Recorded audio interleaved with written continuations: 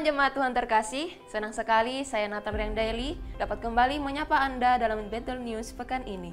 Berikut kami sampaikan program online GBI Bethel Kelapa Gading. Program Pelita Hidup diadakan setiap hari Senin sampai Sabtu pukul 5 pagi melalui YouTube GBI Bethel Kelapa Gading. Kekristenan bukan hanya religi, namun relasi yang dibangun dalam doa. Kami mengundang jemaat GBI Bethel Kelapa Gading, Kedoya, dan Bekasi dalam doa pagi setiap hari Senin sampai Jumat pukul 6 sampai 7 pagi melalui aplikasi Zoom. Menutup hari dengan ucapan syukur dapat Anda lakukan melalui doa malam setiap hari Jumat pukul 7 melalui aplikasi Zoom. Kami mengundang setiap jemaat untuk mengikuti Menara Doa Sinode GBI setiap hari Sabtu pukul 6 sampai 7 pagi melalui aplikasi Zoom. Berikutnya kami sampaikan jadwal ibadah kategorial GBI Bethel Kelapa Gading. Ibadah WBI Wanita Bethel Indonesia minggu ini sudah aktif kembali. Ibadah diadakan pada hari Rabu 18 Januari 2023 pukul 11 siang. Ibadah akan dilayani oleh PDP Neti Marlina dengan tema Yesus Mahkotaku. Ibadah dilakukan secara online melalui aplikasi Zoom. Ibadah BSM Bethel Senior Ministry setiap hari Kamis kedua dan keempat tiap bulannya melalui aplikasi Zoom. Untuk Bethel Youth dan Bethel Teens pada tanggal 28 Januari pukul 5 sore akan diadakan konsel gabungan dalam rangka mengawali tahun 2023. Untuk itu kami mengajak anak-anak pemuda dan remaja dapat bergabung dalam kegiatan ini. Salah satu tugas dan tanggung jawab orang tua adalah memperkenalkan firman Tuhan bagi anak-anak. Maka kami menghimbau orang tua untuk membawa anaknya hadir dalam ibadah Bethel Kids setiap hari Minggu secara onsite pukul 10 pagi di gereja lantai 1 atau melalui YouTube channel GBI Bethel. Ibadah Raya GBI Bethel Kelapa Gading Minggu 22 Januari 2023. Ibadah diadakan hanya satu kali pada pukul 10 pagi. Ibadah akan dilayani oleh hambanya Pendeta Subito Hartanto dengan tema Keistimewaan Pribadi Kristus. Shalom saudara sekalian, selamat tahun baru. Kalau kita ada sekarang ini, itu adalah anugerah Tuhan. Nah, sebagai rasa syukur kita kepada Tuhan, maka pada bulan Januari dari minggu pertama hingga minggu kelima, kita memberikan kesempatan kepada saudara sekalian untuk memberikan persembahan buah sulung, yaitu rasa syukur kita karena pimpinan Tuhan sepanjang tahun yang lampau, dan kita bisa memberikan persembahan di dalam amplop atau transfer kepada rekening gereja. Jumlahnya terserah saudara sesuai dengan rasa syukurmu kepada Tuhan. Amsal 3 ayat 9 dan 10 berkata, muliakanlah Tuhan dengan hartamu dan dengan hasil pertama dari segala penghasilanmu, maka lumbung-lumbungmu akan diisi penuh sampai melimpah-limpah, dan bejana pemerahanmu akan meluap dengan air buah anggurnya. Tuhan menjanjikan bagi orang yang memberi dengan tulus, berkat Allah melimpah dalam kehidupan. Itu sebabnya mari sepanjang bulan Januari ini kita memberikan persembahan buah sulung untuk kemuliaan nama Tuhan. Amin. Demikian Bethel News pekan ini. Selamat beraktivitas dan senantiasa menjaga kesehatan. Sampai jumpa, Tuhan Yesus memberkati.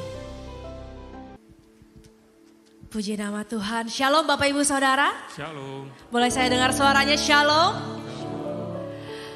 Puji nama Tuhan. Sebelumnya terima kasih buat Bapak Ibu Saudara sekalian yang telah hadir tepat waktu pada ibadah siang hari ini. Saya percaya hari ini kita akan menerima yang terbaik dari Tuhan, dan kita juga akan memberikan yang terbaik bagi Tuhan hari ini. Amin. Mari Bapak Ibu Saudara, kita persiapkan hati setiap kita untuk datang kepada Tuhan siang hari ini. Bapa di surga, terima kasih buat kesempatan yang Tuhan masih berikan bagi setiap kami Tuhan. Kalau kami masih boleh datang ke dalam ruang Maha Kudus-Mu Bapa, untuk menghampiri tahta-Mu, untuk duduk diam di kaki-Mu Tuhan. Biar kami gak sia-siakan kesempatan ini Bapa, tetapi biar kami percaya kami bertemu dengan Engkau Tuhan pada siang hari ini. Hidup kami diubahkan Tuhan, hati kami diubahkan. Terima kasih Tuhan. Sungguh kami bersyukur buat kebaikan-Mu Tuhan sepanjang minggu ini yang boleh kami alami. Terima kasih buat penyertaan-Mu yang sempurna Tuhan. Mungkin ada hari-hari di mana kami naik, ada hari-hari di mana kami turun Tuhan. Tetapi kami percaya dan kami bersyukur Tuhan kalau Engkau masih memegang tangan setiap kami Bapa. Kami bersyukur bahwa Engkaulah yang memegang seluruh kehidupan kami Tuhan. Dan rancangan yang sejahtera Engkau sediakan bagi setiap kami. Terima kasih Yesus. Biar hati kami hari ini Tuhan limpah dengan syukur. Kami mau naikkan syukur di hadapan-Mu, Yesus. Oh.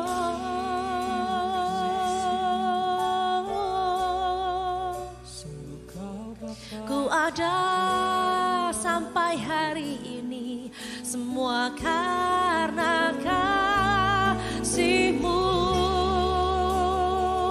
Kami bersyukur Tuhan.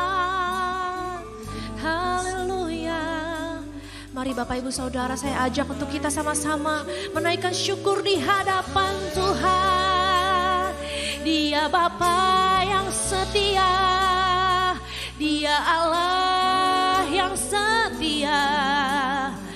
Oh, terima kasih.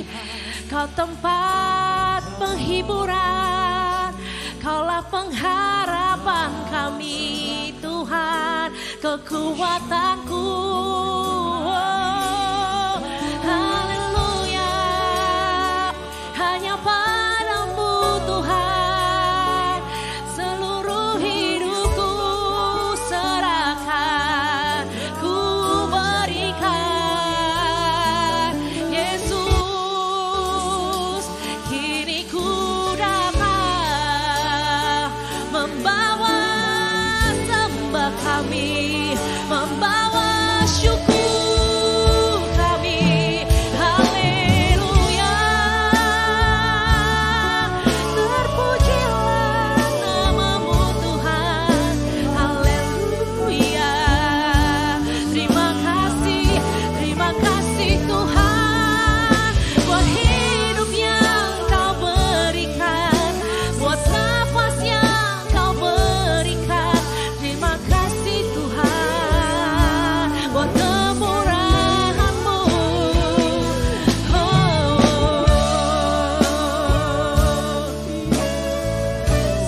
yes Tuhan, hanya Kau yang layak disembah. Terima kasih Kau selalu ada di setiap musim kehidupan kami Tuhan.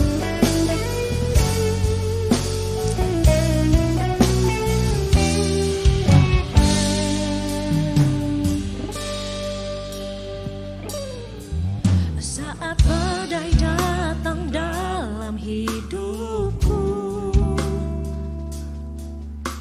rasa takut di dalam hatiku, ku tak dapat rasakan hadir-Mu. Ku merasa Kau jauh dariku. Firman-Mu hadir meyakinkanku, Yesus Engkau selalu besertaku. Kau buktikan hadir-Mu selalu. Ku percaya Kau selalu topangku. Yesus Engkau setia di dalam hidupku. Engkau bersamaku di segala musimku. Yesus Engkau setia di sepanjang hidupku. Ku kan menyembah-Mu untuk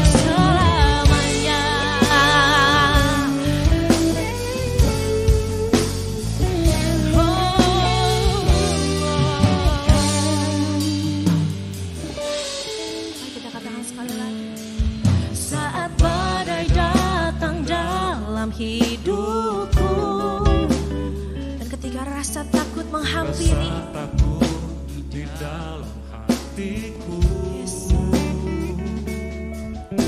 Ku tak dapat rasakan hadir-Mu. Ku merasa Kau jauh dariku. Namun firman-Mu hadir meyakinkanku. Yesus, Engkau selalu besertaku. Kau buktikan hadir-Mu selalu. Ku percaya Kau selalu topangku. Yesus, Engkau setia di dalam hidupku. Engkau bersamaku di segala musimku. Yesus, Engkau setia di sepanjang hidupku. Ku kan menyembah-Mu untuk selamanya. Yesus, Engkau setia di dalam hidupku. Engkau bersamaku di segala musimku. Yesus, Engkau setia di sepanjang hidupku. Ku kan menyembah-Mu untuk selamanya.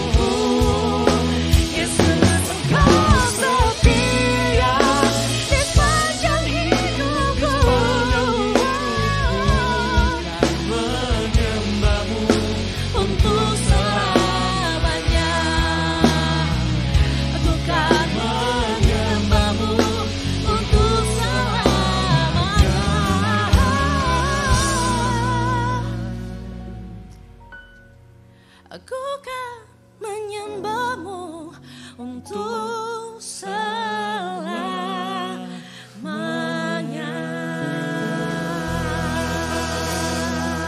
Mari berikan kemuliaan buat Tuhan kita, Allah yang selalu setia di dalam hidup setiap kita. Terima kasih Tuhan Yesus buat kesetiaan-Mu dalam hidup kami. Biar Kau juga dapati kami tetap setia Tuhan, mengiring-Mu sampai akhir hidup kami. Terima kasih Tuhan. Sekarang kami siap untuk memuji dan memuliakan nama-Mu lebih lagi. Terimalah sebagai persembahan yang hidup di hadapan-Mu, di dalam nama Tuhan Yesus kami berdoa. Haleluya.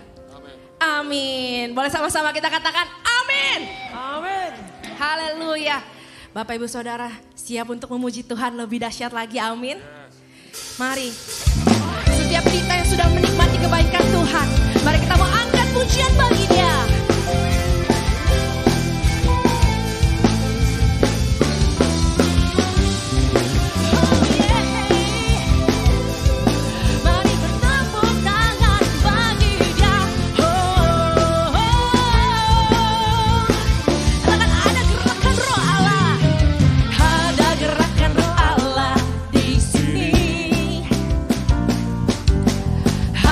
Gerakan roh Allah di sini.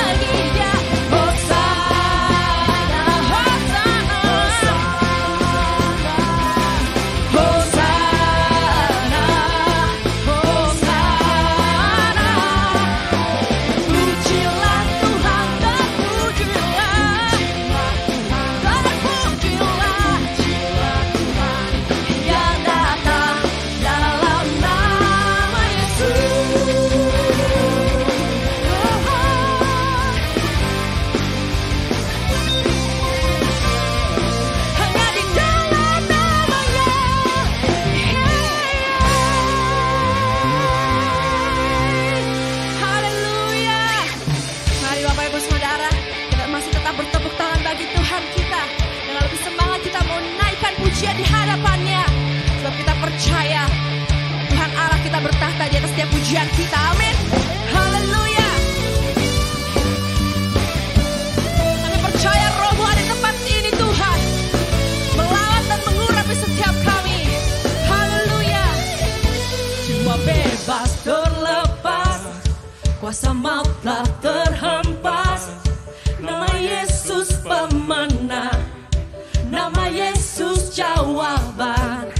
Langkah takkan berhenti, berlari sampai akhir.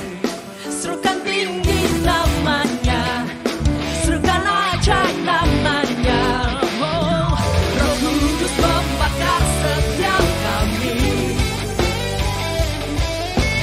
Naikkan pujian mujizat terjadi, mengalir kuasa-Mu, nyalakan api-Mu, ku nyanyi oh oh oh oh oh oh oh oh, tercurah kuasa-Mu, nyalakan api-Mu, ku nyanyi oh oh oh oh. Keajaiban terjadi. Mari yang percaya boleh lambaikan tangannya. Yes. Kami percaya keajaiban terjadi Tuhan. Jiwa bebas terlepas, kuasa maut tak terhempas. Nama Yesus pemenang, nama Yesus jawaban. Langkah takkan berhenti, berlari sampai akhir. Suka tinggi namanya, suka ajaib namanya. Oh, Roh Kudus membakar setiap kami. Naikkan pujian, naikkan pujian, mujizat terjadi. Come on! Nyalakan kuasa-Mu, nyalakan api-Mu, ku nyanyi oh oh oh oh oh oh oh oh, tercurah kuasa-Mu, nyalakan api-Mu, ku nyanyi oh oh oh, keajaiban terjadi.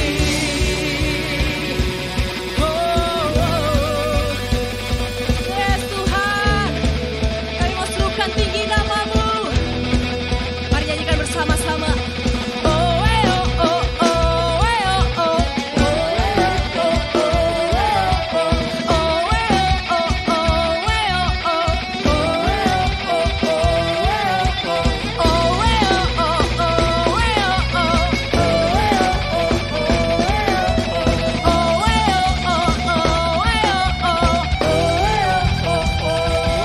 Haleluya.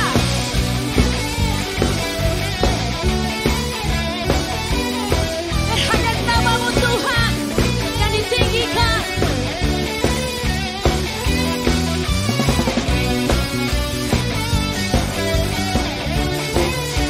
Kami percaya Roh-Mu bekerja Tuhan. Mari katakan Roh-Mu.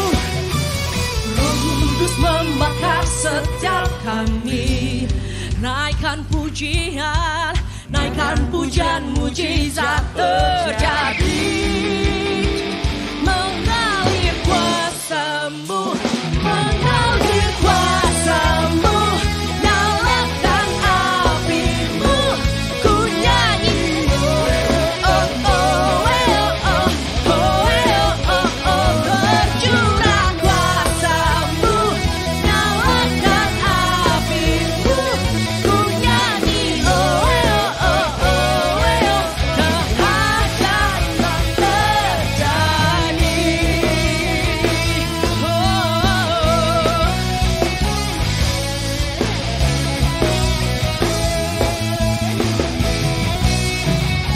Haleluya, kami percaya mengalir kuasa-Mu di tempat ini Tuhan.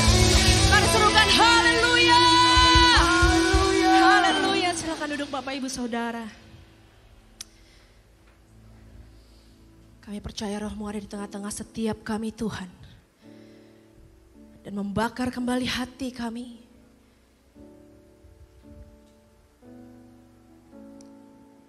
untuk terus berapi-api di dalam Engkau Tuhan. Ya Roh Kudus mengalir di tengah-tengah setiap kami, Pak. Penuhi hati setiap kami.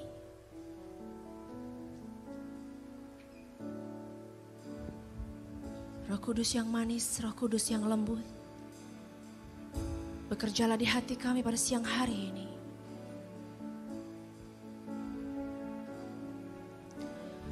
Roh Kudus hadir di sini, pribadi yang menawan dan suci. Ku rindu mendekat, mengerti hatimu, berjalan dalam kehendak-Mu. Ya Roh Kudus, manis dan lembut, penolong yang sejati dan suci. Ku rindu mendekat, mengerti hatimu, berjalan dalam kuasa-Mu. Bekerjalah ya Roh Kudus, bertatalah lebih lagi, urapan-Mu,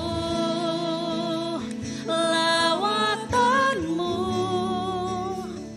Kaulah yang ku perlu. Engkau terutama di hidupku. Ya Roh Kudus hadirlah di sini, penuhi kami. Roh Kudus hadir di sini. Kami percaya Tuhan, pribadi yang menawan dan suci.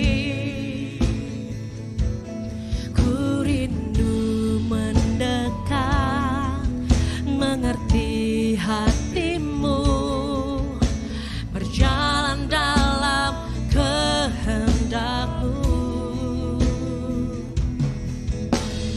Roh Kudus manis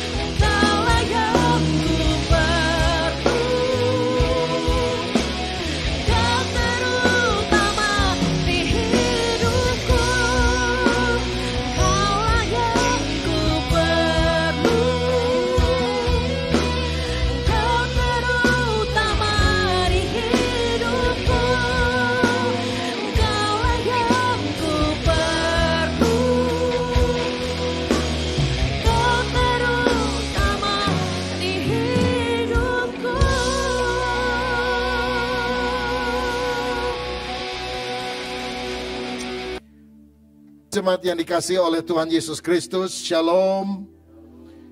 Hari ini saya akan menyampaikan firman dengan judul pribadi yang dipakai Tuhan. Mari kita akan baca Kisah Para Rasul pasal yang ke-6 ayat 1 sampai ayat yang ke-7. Kita baca bersaut-sautan, saya baca ayat yang ganjil, saudara baca ayat yang genap, begitu selanjutnya sampai ayat terakhir kita baca bersama. Pribadi yang dipakai Tuhan. Kisah Para Rasul 6 ayat 1 sampai 7. Pada masa itu ketika jumlah murid makin bertambah, timbullah sungut-sungut di antara orang-orang Yahudi yang berbahasa Yunani terhadap orang-orang Ibrani karena pembagian kepada janda-janda mereka diabaikan dalam pelayanan sehari-hari. Silakan.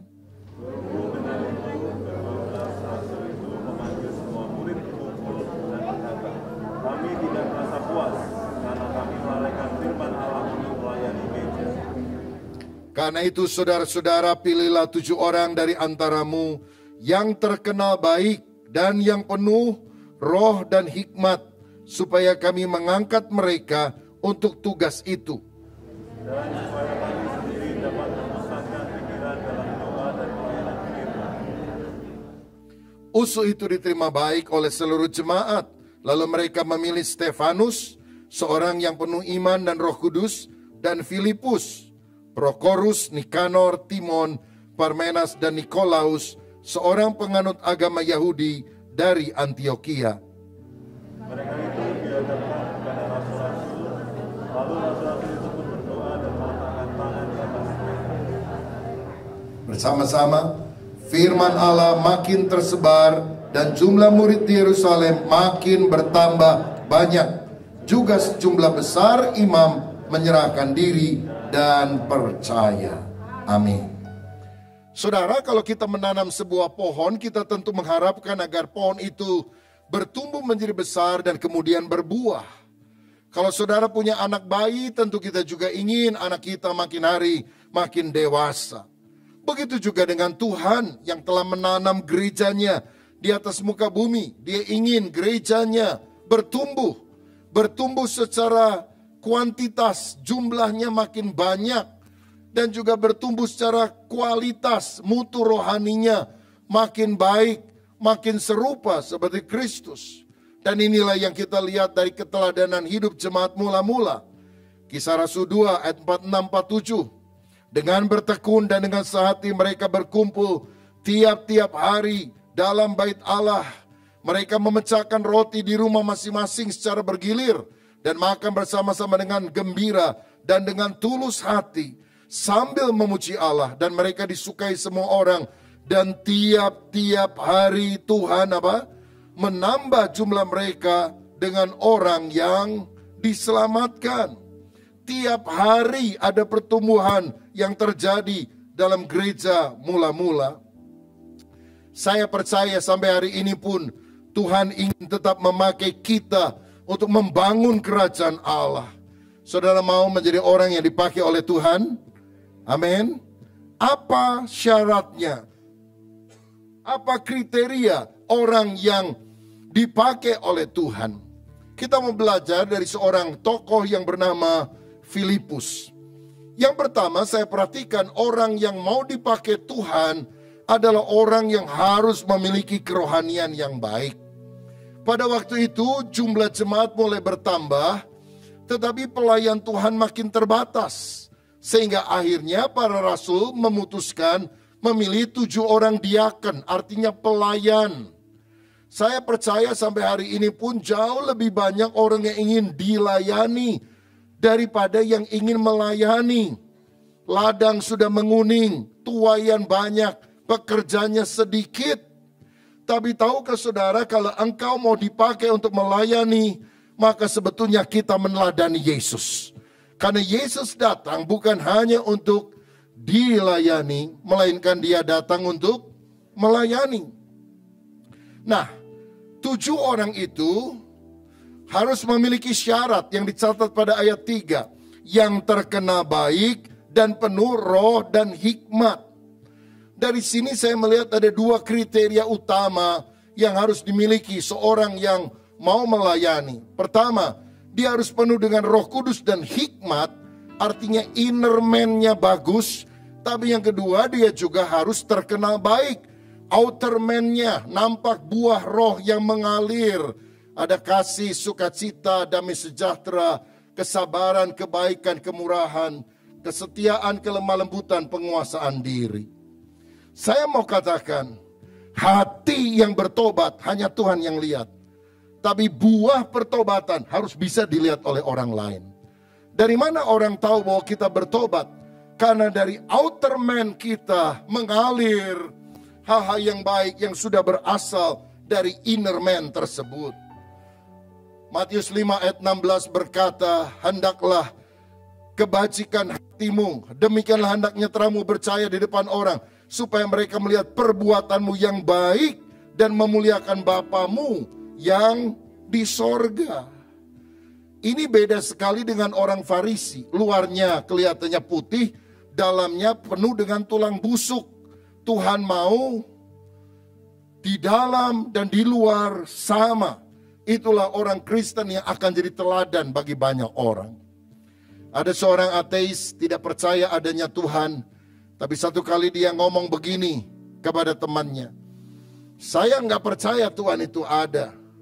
Tapi seandainya Tuhan itu benar-benar ada, seperti katanya orang Kristen itu, dan bahkan dia benar-benar menjelma menjadi manusia, saya rasa dia adalah tetangga di sebelah rumah saya. Karena tetangganya adalah seorang misionaris yang baik sekali.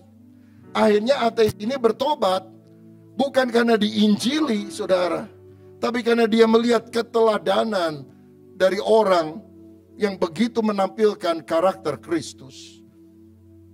Di dalam Injil ini, di dalam Alkitab ini ada 4 Injil. Matius, Markus, Lukas, Yohanes. Tapi orang lain melihat Injil yang kelima, Injil yang terbuka, yaitu kesaksian kehidupan kita. Biarlah kita makin hari makin diurapi Roh Kudus, sehingga memiliki kerohanian yang berkenan kepada Tuhan. Siapa yang rindu hidup makin saleh, makin berkenan kepada Tuhan? Berikan tepuk tangan yang meriah untuk Tuhan Yesus. Yang kedua, orang yang dipakai Tuhan itu punya ciri memberitakan Injil dengan giat. Itulah yang saya lihat juga dalam hidup Filipus, kisah 8 ayat 4-6. Mereka yang tersebar itu menjelajah seluruh negeri itu sambil memberitakan Injil.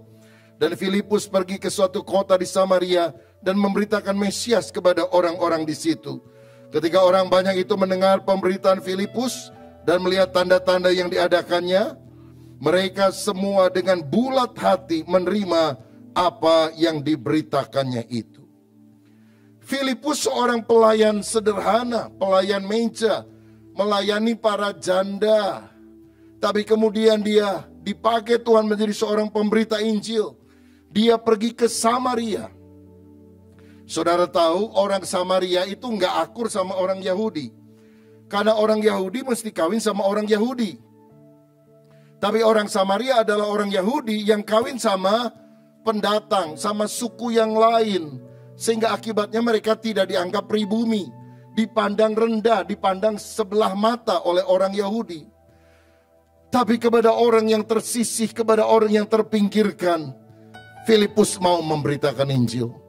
Saya katakan bahwa pemberitaan Injil harus dilakukan kepada semua orang.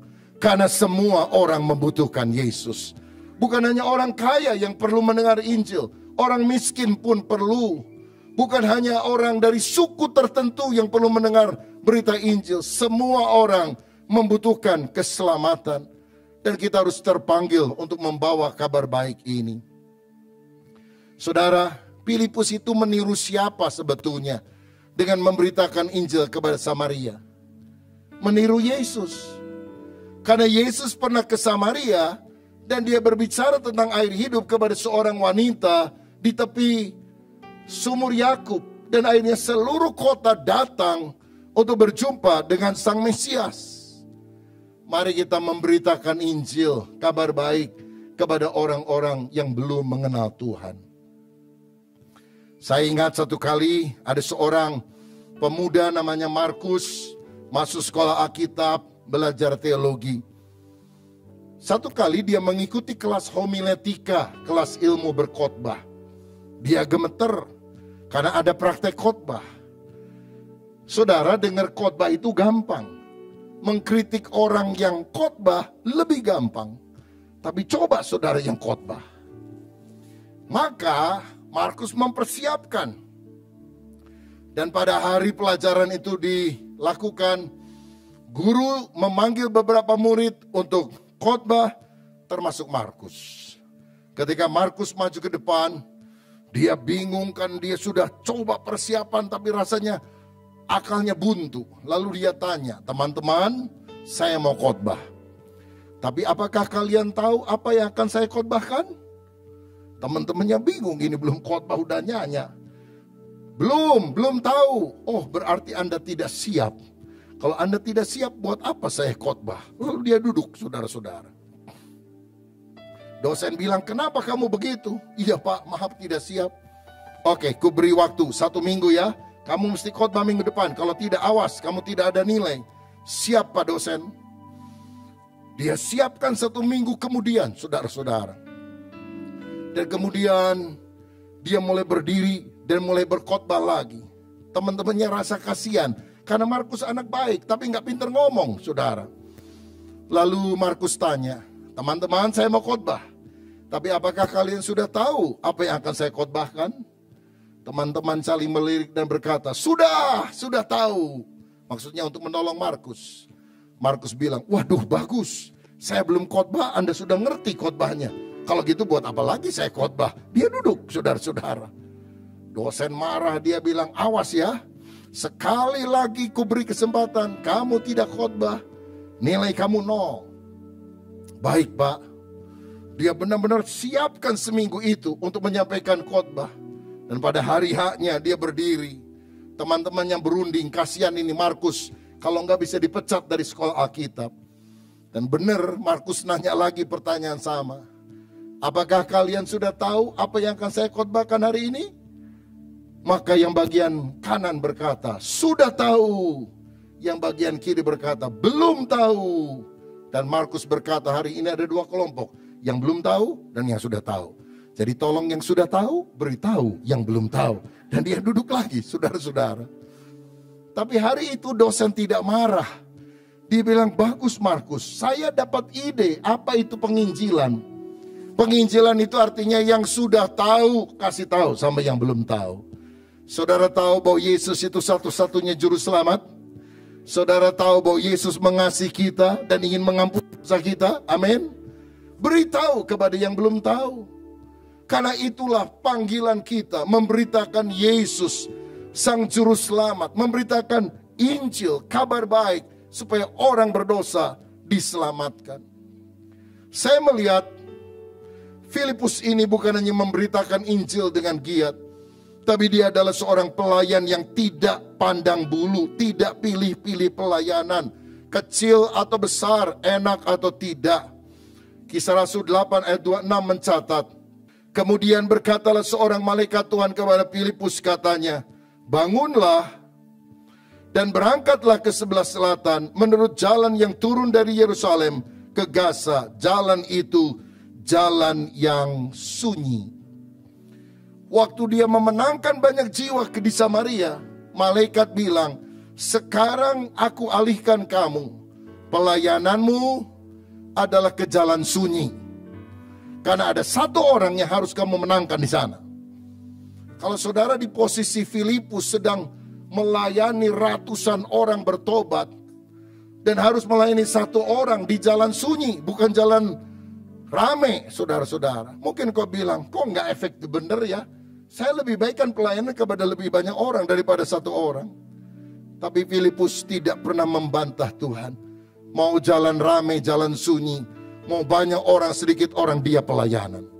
Pelayanan itu jangan pilih-pilih.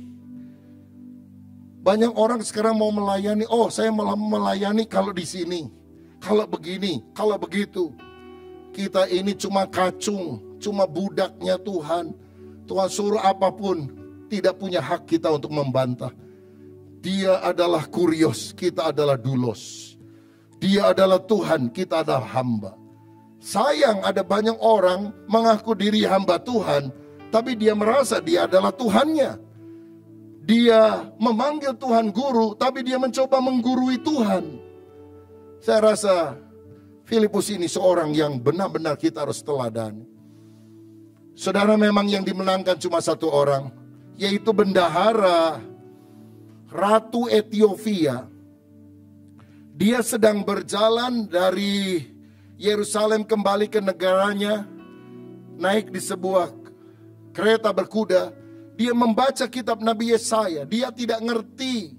Dan kemudian Filipus mulai memberitakan Injil kepada orang ini. Saya mau bilang sampai pada hari ini pun semua orang membutuhkan Injil keselamatan. Mari kita setia memenangkan jiwa, menanam gereja baru. Karena melalui satu orang ini seluruh Ethiopia akhirnya mendengar Injil. Sampai hari ini kalau banyak orang Kristen di Ethiopia, itu karena apa yang dilakukan oleh Filipus kepada satu orang. Tapi dampaknya sangat luar biasa. Ayo kita dipakai oleh Tuhan untuk menanam jemaat-jemaat dimanapun berada. Sejak beberapa tahun yang lalu saya punya kerinduan untuk gereja kita bisa membangun sebuah jemaat di Bandung Timur. Karena sejauh yang saya tahu di daerah Bandung Timur belum ada gereja resmi sampai sekarang. Sekian tahun yang lalu 7 gereja di Ranca Ekek ditutup oleh massa. Ada HKBP sekian bulan yang lalu digeruduk oleh massa. Memang ada gereja yang didirikan, tapi sejauh yang saya tahu bukan gereja dengan izin yang resmi. Maka kita telah membeli sekitar 3 tahun yang lalu sebidang tanah di Gede Bage, Sumarekon, hampir 2 hektar, saudara. Kita mulai mencicil dari waktu ke waktu, mengurus izin gerejanya. Karena itu bukan hal yang mudah. Kalau saudara dengar ada satu kota viral namanya Cilegon. Itu terjadi karena hampir ada 3.000 orang Kristen di sana. Tapi tidak satu pun gedung gereja diizinkan. GBI juga punya gereja di Cilegon. Hanya bisa ibadah di ruko. Itu pun kadang-kadang diganggu terus oleh massa. Tidak punya izin resmi. Kebaktiannya harus di kompleks Kopassus. Di kota Serang. Kira-kira 15-20 kilometer. Jemaat-jemaat sederhana diangkut pakai angkot kendaraan umum. Pergi dan pulangnya begitu bertahun-tahun. Kita berdoa supaya di Cilegon pun Tuhan memberikan kemudahan. Karena ibadah adalah hak setiap warga negara yang ada di Republik ini. Bandung Timur mirip seperti itu. Cuma Cilegon lebih viral, saudara. Kita berusaha, kita berdoa, kita melakukan pendekatan. Sulit, saudara.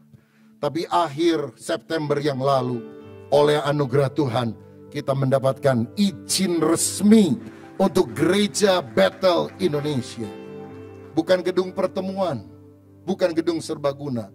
Gereja Bethel Indonesia. Itu anugerah Tuhan.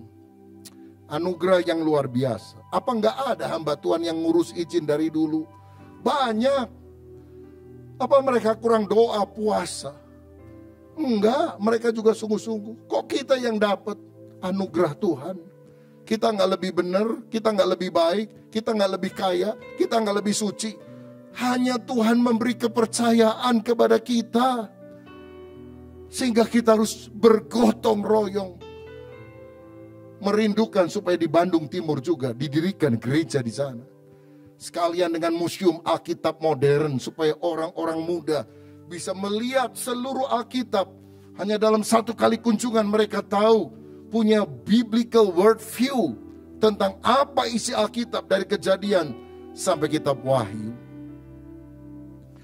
Dan hari Selasa kemarin, 5 hari yang lalu, kita melakukan peletakan batu pertama dan doa bersama di Sumarekon. Dan kalau Tuhan izinkan dalam waktu yang tidak lama kita akan segera membangun sebuah gedung gereja di sana agar banyak orang mendengar Injil Tuhan Yesus Kristus. Saudara-saudara, pada waktu izin itu keluar dan saya dapatkan WA-nya dari panitia, nomornya dan sebagainya.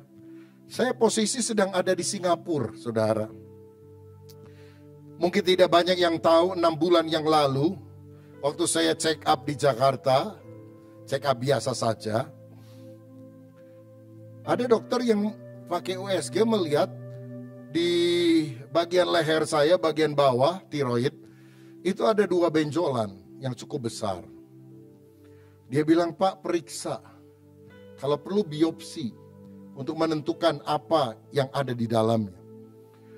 Saya pergi 3 bulan kemudian ke Singapura dengan alat yang lebih canggih, difoto dari kiri kanan muka belakang, dan memang ditemukan, saudara-saudara, terutama ada 2 benjolan, dan bisa dilihat satu hanya cairan, tidak masalah, satu lagi mix, campuran antara cairan dan daging. Saya tanya dokter gimana? Mesti dibiopsi, baru tahu kanker atau bukan. Saya tidak segera mau mengambil tindakan. Saya datang ke seorang profesor ahli tiroid di Bandung. Beliau sudah lanjut usia hampir 80. Saya bilang, Prof, saya dengar kalau orang ada kanker, lalu kemudian dibiopsi, dikorek-korek begitu, malah lebih cepat nyebarnya. Apa benar enggak? Maksudnya? Ya maksud saya kalau bisa nggak dibiopsi, ya dikasih obat atau apa. Nggak bisa, mesti dibiopsi. Kalau tidak, ya nggak apa-apa sih. Paling nanti ditemukan berapa waktu, stadium 4 gitu katanya. Ini profesor nakut-nakutin lagi saudara. Aduh, saya masih belum puas, saya pergi lagi ke Jakarta. Tanya ke dokter yang berbeda. Dan dia bilang harus dibiopsi. Karena itulah berapa minggu yang lalu saya pergi ke Singapura untuk dibiopsi. Setelah selesai masuk ruang operasi, dibiopsi. Saya masuk ke kamar biasa, istirahat beberapa saat. Tiba-tiba WA masuk. Izin gereja resmi keluar. Di dalam kelemahan manusia ketika saya tidak bisa apa-apa, Tuhan ingin menunjukkan kalau aku yang berkenan, waktu kamu lagi lemah, kamu ada di rumah sakit, aku yang mengerjakan bagianku karena aku Allah yang kuat. Maka berdoalah saya, Tuhan berikan kepada saya minggu ini double blessing, double miracle, double happiness. Saya mohon 4 hari lagi hasil biopsi keluar. Kiranya ini juga merupakan mujizat. Karena saya harus mengerjakan hal ini. Kalau saya sakit, saya harus berobat, harus diradiasi atau apapun. Tubuh saya akan melemah. Dan itu tentu akan punya kendala untuk pembangunan yang ada. Beri saya anugerah dan kesehatan Tuhan. 4 hari kemudian dokter telepon saya sebelum dia serahkan suratnya. Dan intinya, no cancer at all. Tidak ada cancer sama sekali. Aduh, saya bersyukur kepada Tuhan. Karena saya tahu Tuhan masih mau memakai saya untuk melakukan tugas pekerjaannya. Kalau saudara mau mengalami mujizat, saudara mau sehat, mau panjang umur, layani Tuhan. Pohon yang tidak berbuah akan ditebang. Tapi yang berbuah dibersihkan supaya lebih banyak berbuah. Tapi Tuhan tetap akan memakai kita untuk menjadi alat kemuliaan-Nya. Berikan kemuliaan untuk Tuhan kita. Karena itu mari kita sama-sama melayani Tuhan, bergotong royong. Karena kalau saya bangun gereja di Mekarwangi, di Sumarekon atau dimanapun saja, itu bukan milik saya pribadi, saudara. Nggak ada nama saya yang akan tercantum. Ini punya Rubin Adi Abraham, enggak. Semuanya Gereja Bethel Indonesia. Setiap jemaat yang memberikan persembahan dan menjadi anggota jemaat, sekecil apapun persembahanmu, engkau secara legal adalah pemilik daripada Gereja Bethel Indonesia. Karena gereja sebetulnya adalah milik Tuhan sendiri. Dan dipercayakan kepada kita umatnya untuk mengelola dan membangunkannya untuk kemuliaan nama Tuhan. Apakah saudara mau dipakai oleh Tuhan? Yang ketiga, kita harus mengenal firman secara mendalam. Lihat, Kisah Rasul 8 ayat 29-31. Lalu kata roh kepada Filipus, pergilah ke situ. Dekatilah kereta itu. Filipus segera ke situ, mendengar sida-sida sedang membaca kitab Nabi Yesaya. Kata Filipus, mengertikah Tuhan apa yang Tuhan baca itu? Jawabnya, bagaimanakah aku dapat mengerti kalau tidak ada yang membimbing aku? Lalu ia meminta Filipus naik dan duduk di sampingnya. Waktu orang ini membaca kitab dan tidak mengerti, yang dibutuhkan adalah seorang mentor, seorang pembimbing rohani yang bisa dengan bahasa sederhana menjelaskan kepada orang lain. Inilah ciri orang yang mau dipakai Tuhan. Saudara membaca firman, walaupun kau belum mengerti 100%, tapi engkau mulai bisa menjelaskan kepada temanmu. Yang dimaksudkan ayat ini adalah begini, begini, begini. Dan bukankah di dalam komunitas sel, komsel yang ada, kita bisa saling sharing firman. Ayat ini kalau saya aplikasikan dalam hidup caranya begini. Sehingga orang yang paling simple pun, yang tidak terpelajar pun bisa mengerti. Karena saudara menjelaskan firman Tuhan itu secara benar kepada mereka. Saudara, kita harus belajar memberikan pertanggungjawaban iman kepada orang yang menanyakan. Kadang-kadang ada orang yang tanya sama kita, orang Kristen kok Allahnya 3 ya? Allah Bapa, Putra, Roh Kudus. 3 kan? Lalu kita bilang Allah itu esa, 1, cuma 3 pribadi. Bisa dibedakan tapi tidak bisa dipisahkan. Lalu kita berikan penjelasan. Allah itu kok beranak? Siapa bidannya? Kita jelaskan. Allah itu tidak beranak secara biologis, karena istilah anak Allah bagi Yesus itu istilah. Kalau saya bilang anak kunci bukan berarti kunci beranak. Kalau saya bilang anak tangga bukan berarti tangga beranak. Kalau saya bilang anak kucing itu artinya dia punya sifat kucing karena dia adalah kucing. Kalau saya bilang anak manusia berarti dia punya sifat manusia karena dia adalah manusia. Kalau Yesus dikatakan anak Allah karena dia punya sifat Allah, karena dia adalah Allah. Nah, inilah yang disebut sebagai apologetika, yaitu ilmu yang membuat kita bisa menjelaskan secara logis kepercayaan iman kita kepada orang yang mempertanyakannya. Tujuan yang pertama dari apologetika menurut hemat saya adalah memaparkan dasar rasional bagi iman Kristen. Membuktikan apa yang dikatakan Alkitab itu benar. Memang iman itu masalah hati. Tapi bukankah Alkitab itu punya dasar yang sangat objektif? Bahwa apa yang dicatat di dalamnya adalah benar. Yesus adalah fakta sejarah. Dia pernah benar-benar mati, dia pernah benar-benar bangkit, dia pernah benar-benar naik ke surga, dan dia akan datang untuk kali kedua. Yang kedua, kita harus membela, menjawab sanggahan orang yang tidak percaya terhadap iman Kristen. Kalau ada orang menyerang, kalau ada orang mempersalahkan, kita memberikan klarifikasi, jawaban yang tepat dan benar. Dan yang ketiga, menyingkapkan kesalahan pemikiran, menyingkapkan kesalahan pemahaman dari orang lain yang tidak percaya terhadap kekristenan. Dan tujuan daripada apologetika, pertanggungjawaban iman kita kepada orang yang mempertanyakan itu bukan untuk membuat orang lain malu, marah, kala berargumentasi. Bukan juga untuk menunjukkan kepandaian dan kefasihan lidah kita, tapi membagikan kasih Tuhan agar orang berjumpa dengan Kristus, sang kebenaran itu. Itu sebabnya orang yang menjelaskan tentang firman harus nampak dalam karakter lemah lembut, hormat, dan saleh. Itulah Injil kelima yang harus kita tampilkan kepada orang lain, sikap hidup yang baik. Saya rasa hambatan penginjilan yang utama salah satunya adalah cara penginjilan yang tidak sejuk, tidak kontekstual, dan tidak menjawab kebutuhan. Pada dalam 1 Petrus 3 ayat yang ke-15, Alkitab berkata demikian, tetapi kuduskanlah Kristus di dalam hatimu sebagai Tuhan, dan siap sedialah pada segala waktu untuk memberi pertanggungan jawab kepada tiap-tiap orang yang meminta pertanggungan jawab dari kamu. tentang pengharapan apa yang ada padamu, tapi harus dengan lemah lembut dan hormat, dan dengan hati nurani yang murni, supaya mereka yang memfitnah kamu karena hidupmu yang saleh dalam Kristus menjadi malu karena fitnahan itu.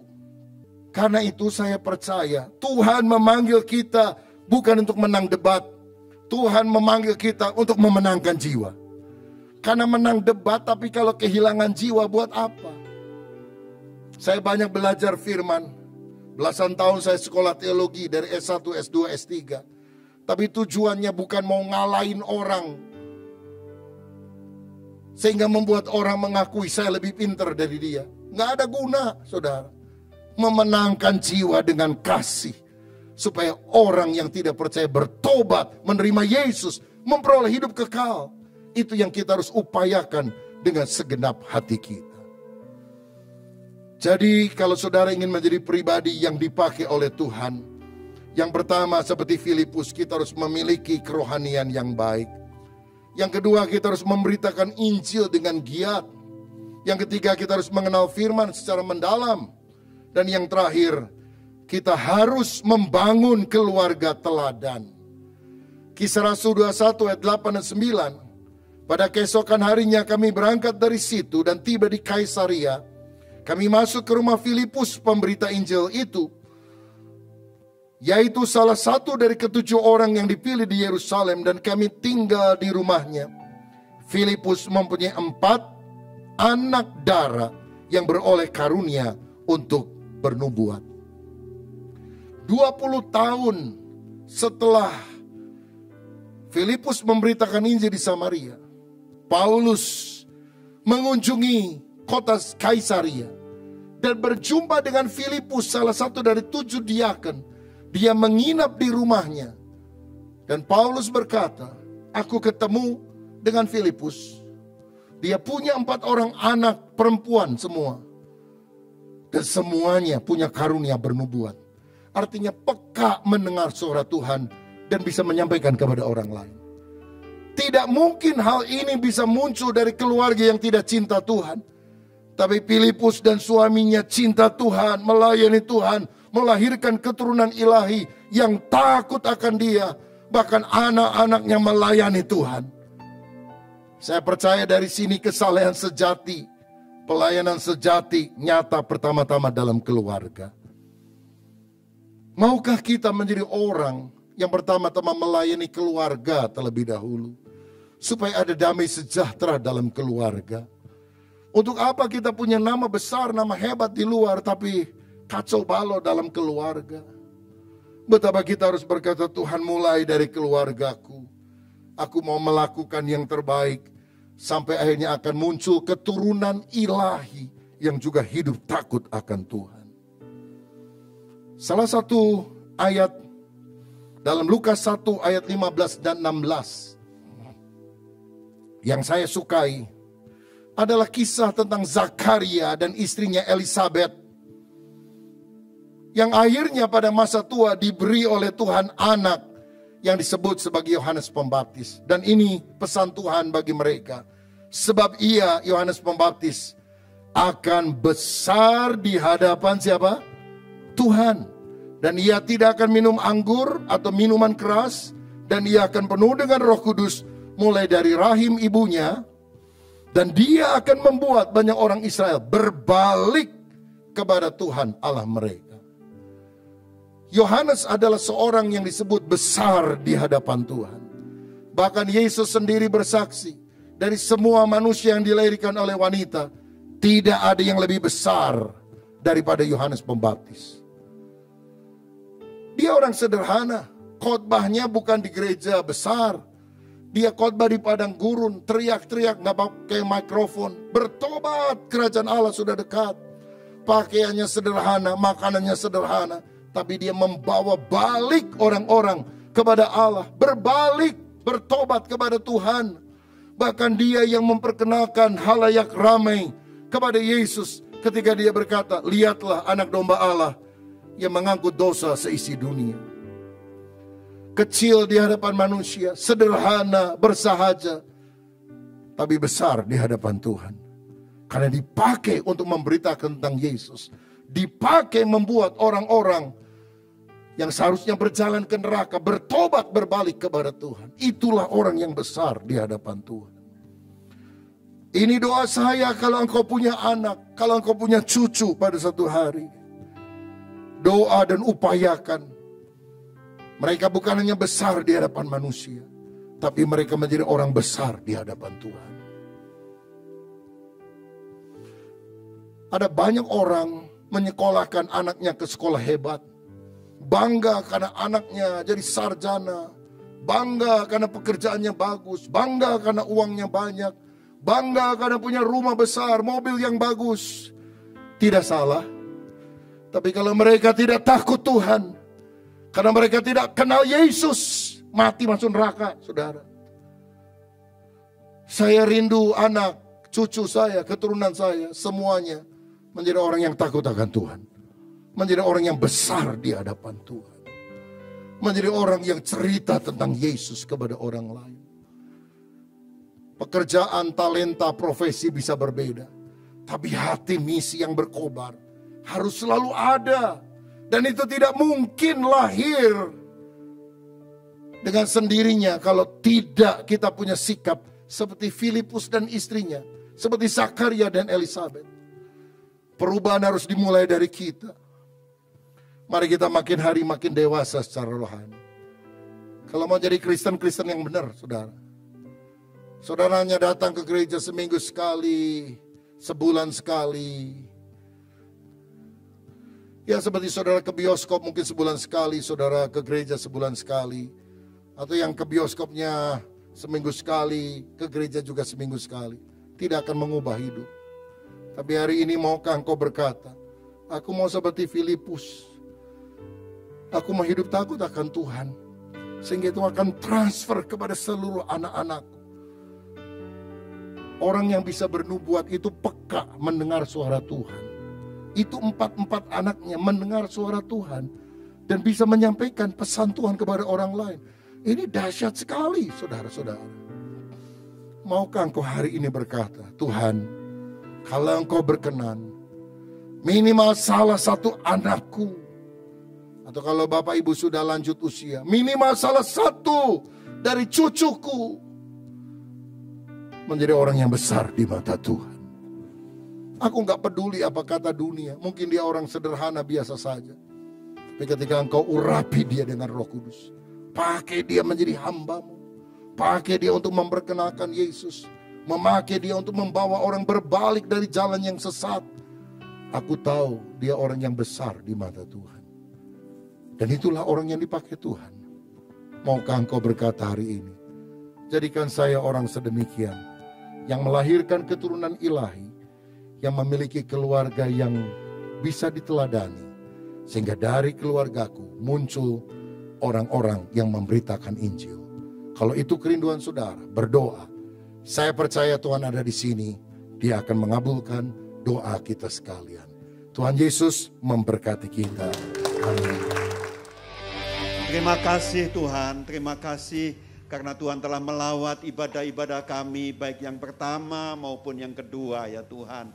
Terima kasih Tuhan untuk lawatan-Mu ini. Terima kasih Tuhan telah memberkati kami semua. Terima kasih Engkau telah memberikan kembali kami kekuatan ya Tuhan. Untuk kami boleh lebih percaya kepadamu. Untuk kami boleh lebih mengandalkan Engkau. Karena Engkaulah Allah yang selalu menyertai kami ya Tuhan. Apapun keadaan kami ya Tuhan, Engkau selalu menyertai kami. Tuhan, biarlah ya Tuhan, firman-Mu ini boleh tertanam di dalam hati kami semua ya Tuhan. Yang sakit Tuhan sembuhkan Amin. kembali. Yang lemah Tuhan kuatkan kembali. Amin. Yang mempunyai masalah-masalah dalam hal keuangan, Tuhan beri jalan keluar dalam nama Tuhan Yesus. Tuhan, biarlah kami bersama-sama boleh memuliakan Engkau ya Tuhan lewat kehidupan kami ini. Kami boleh menyaksikan kehebatan-Mu ya Tuhan. Kami boleh menyaksikan penyertaan-Mu di dalam kehidupan kami ini. Terima kasih Bapa, terima kasih Tuhan. Berkati hamba-hamba-Mu yang telah ambil bagian di dalam pelayanan pada hari ini ya Tuhan. Biarlah ya Tuhan melalui mereka lebih lagi Tuhan pakai ya Tuhan. Banyak orang mendapat berkat yang daripada Tuhan sendiri. Terima kasih Bapa. Kami juga berdoa untuk bangsa dan negara kami ya Tuhan. Terus kami berdoa untuk bangsa ini. Kiranya Tuhan sendiri yang memberkati bangsa ini. Tuhan, kalau kami menghadapi pemilihan umum lagi nanti tahun 2024 ya Tuhan. Dan bahkan saat ini sudah mulai terasa ada gejolak-gejolak, ada situasi yang mulai memanas Tuhan. Kami memohon kepadamu, biarlah kiranya Tuhan memilihkan bagi kami orang yang tepat untuk memilih bangsa ini. Orang yang hatinya bukan untuk kepentingannya pribadi saja, tetapi orang yang mempunyai hati untuk kepentingan bangsa kami Indonesia, yang mencintai bangsa Indonesia. Orang yang mempunyai hati yang bersih ya Tuhan, tidak mempunyai keinginan-keinginan jahat ya Tuhan. Tuhan, Engkau tolong bangsa kami ini dalam nama Tuhan Yesus. Terima kasih Bapa. Engkau juga melindungi ya Tuhan keluarga Bapak Presiden kami Jokowi. Tuhan lindungi, Tuhan jauhkan dari segala orang-orang yang jahat ya Tuhan. Juga para menteri, Tuhan lindungi semuanya. Kiranya Tuhan memagari kehidupan mereka dengan para malaikat-Mu ya Tuhan. Tuhan, Engkau menolong semuanya. Terima kasih Bapa, terima kasih Tuhan. Sebentar kami akan pulang meninggalkan tempat ini dan kami percaya Engkau menyertai kami semua. Saudara sekalian, mari angkat tanganmu. Siapkan hatimu. Kiranya Tuhan memberkati hidupmu. Amin. Tuhan memberkati keluargamu. Amin. Tuhan memberkati kesehatanmu. Amin. Tuhan memberkati pekerjaanmu. Amin. Dan kiranya damai sejahtera dari Allah Bapa, kasih sayang dari Tuhan kita Yesus Kristus, penyertaan penghiburan dari Roh Kudus menyertai kita semua mulai siang hari ini kekal sampai selama-lamanya. Mari kita semua katakan amin. Ku bersyukur padamu Tuhan, buat kasih setiamu di dalam hidupku. Anugerahmu besar bagiku di setiap langkahku. Ku memujimu, ku memujimu, ku memujimu, ku memujimu.